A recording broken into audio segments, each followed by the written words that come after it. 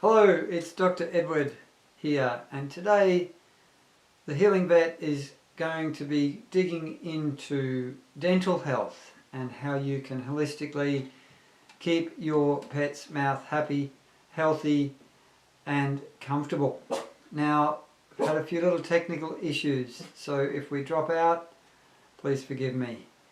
We're trying to fix them and they just keep coming back. So please say hi in the chat, let us know where you're from, what sort of animals you have, and I'm going to give you a run through dental health and what you need to do, because dental health is really important. It's a very common cause of silent pain, of silent suffering, and it has multiple health implications. Having a mouth with tartar and gingivitis and infection in it causes a whole lot of downstream problems in the body. So really important to make sure that you do everything you can to keep your pet's health in terms of their mouth really strong. So let's talk first about what you can do holistically. Now, I'll be honest with you, you're going to need to go to a veterinary hospital for your pet's dental health in their life. Holistic care alone is not enough. It's just like us humans, we need to go to the dentist every 6 months and have an ultrasonic scale and polish. Otherwise, you're going to lose teeth at an early age and have health problems as well. So an entirely holistic approach is not good enough. However, so let's talk a little bit about dental disease. So what happens is that your animals eat food, they get plaque on their teeth.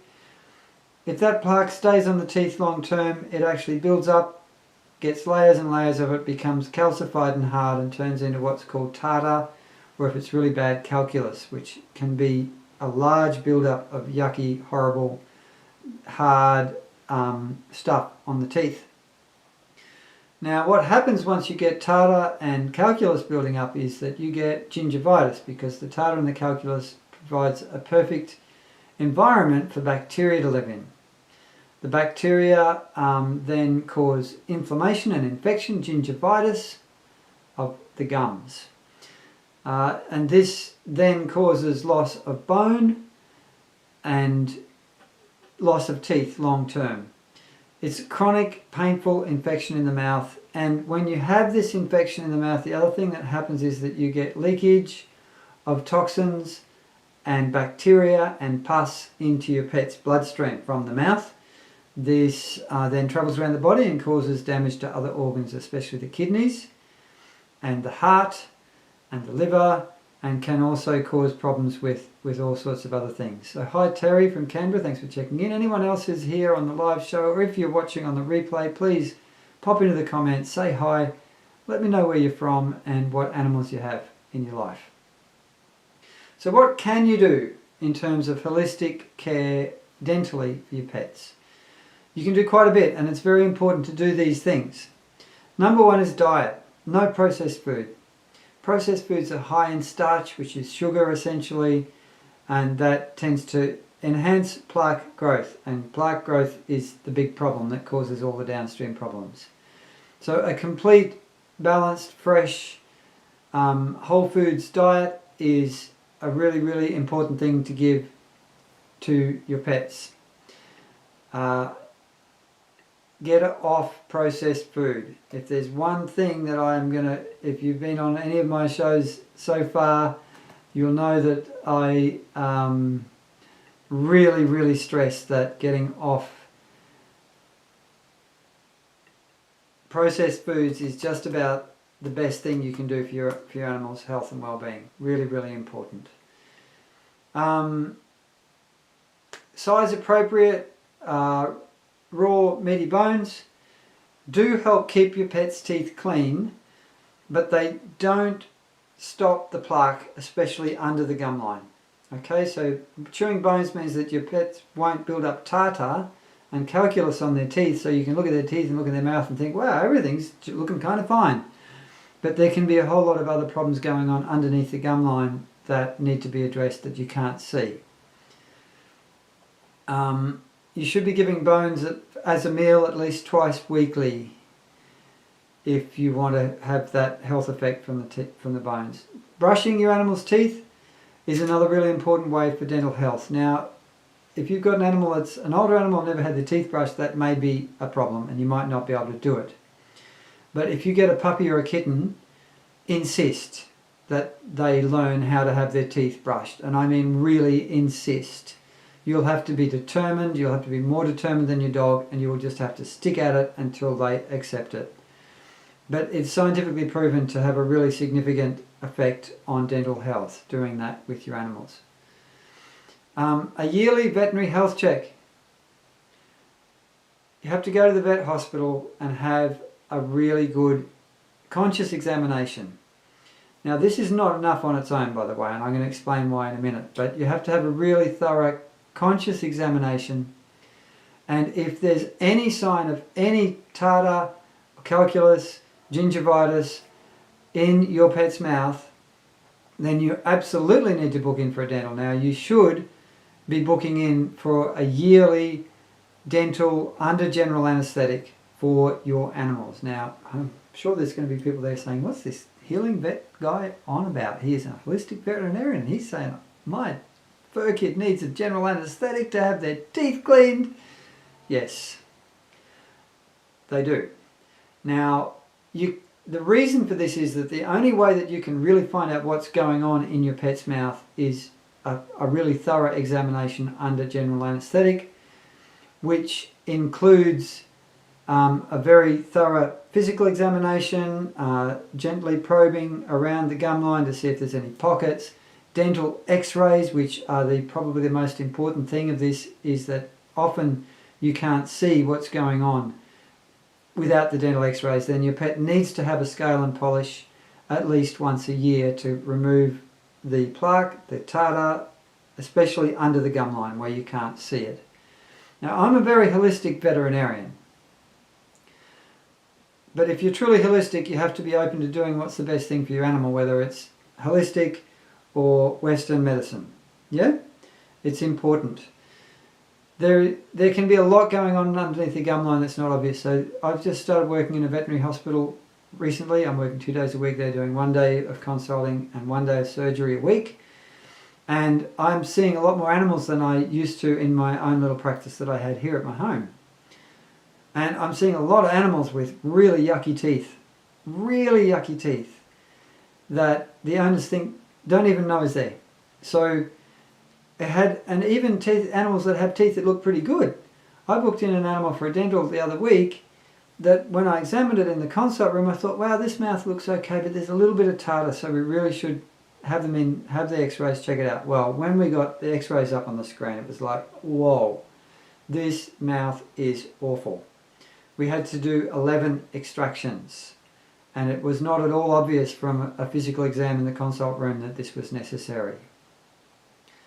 So, and other things that can happen is that even in quite young dogs, you can get micro cracks in the crown and the enamel that allow infection in, so that cause a tooth root abscess. You can't see these cracks visually. The only way you would know that this source of infection and pain and suffering for your animals there is to have x-rays. So it's super important to have a general anaesthetic once a year for your pets and have the mouth thoroughly examined, have x-rays, have scale and polish, and if there is any dental disease that's caused enough harm that your pet needs extractions, then we're going to need to do the extractions as well. Super, super important. Now, general anaesthetic is a very safe procedure, okay? Very, very safe procedure. It's very rare to have an animal have a problem with an anaesthetic. Now, even if the animal is old and has risk factors, if they have a rotten, stinking, infected, painful mouth, I'm always going to say to the person, we need to do the general anaesthetic, and we need to deal with these teeth. It is a welfare issue when you've got dental disease. It is a really important welfare issue. And if I had my old dog had a problem, I would not hesitate to have the anaesthetic and do the dental and make them comfortable and happy.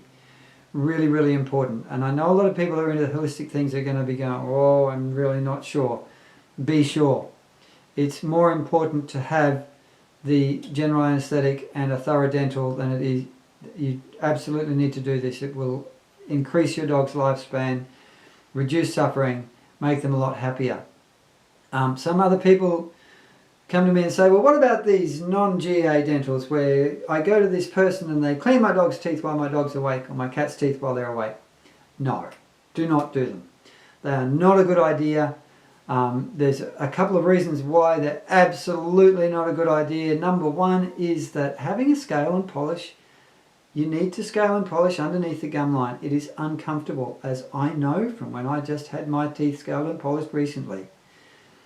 And it is stressful because the animal's going to be wrapped up in a towel or held, and even with it being uncomfortable and stressful, the person cannot get into scale and polish the teeth properly while the animal is conscious. There's teeth inside, up at the back, right at the back of the mouth. You simply cannot do it properly while the animal is conscious. There is no way you can. So number two, that's number two. I have a friend who's a holistic veterinarian and a real expert in veterinary dentistry. She's had several cases that she's shared with me about animals that have had multiple non-GA teeth cleans, and when she's got in there and anaesthetized these animals and taken x-rays and examined the mouth underneath the gum line, it's a complete train wreck. And she's told me of a couple of animals where she's, even though the teeth above the gum line look kind of fine and healthy and shiny and white, she had to extract practically every tooth in these animals' heads.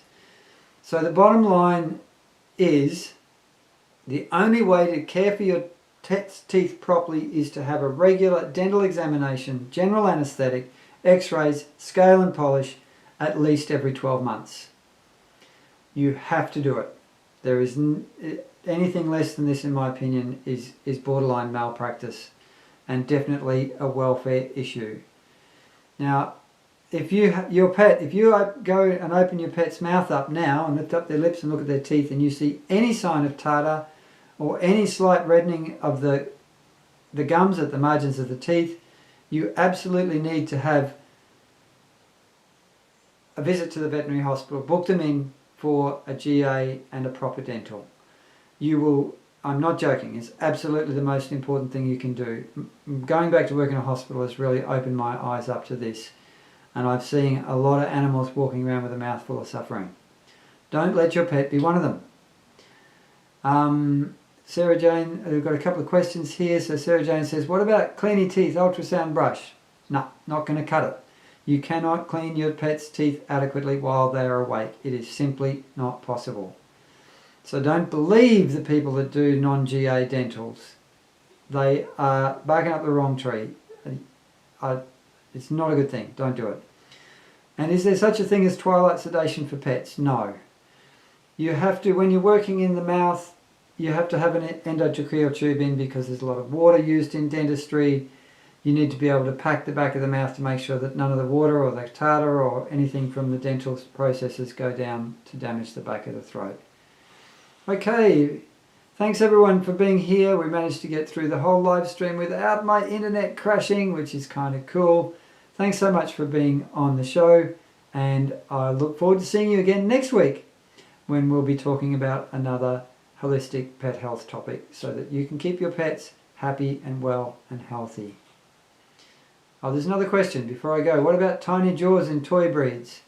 Vets know how to do dental work with tiny toys and their jaws, their tiny little bones. We can work with any kind and size of dog when we have them in the hospital for that sort of thing. See you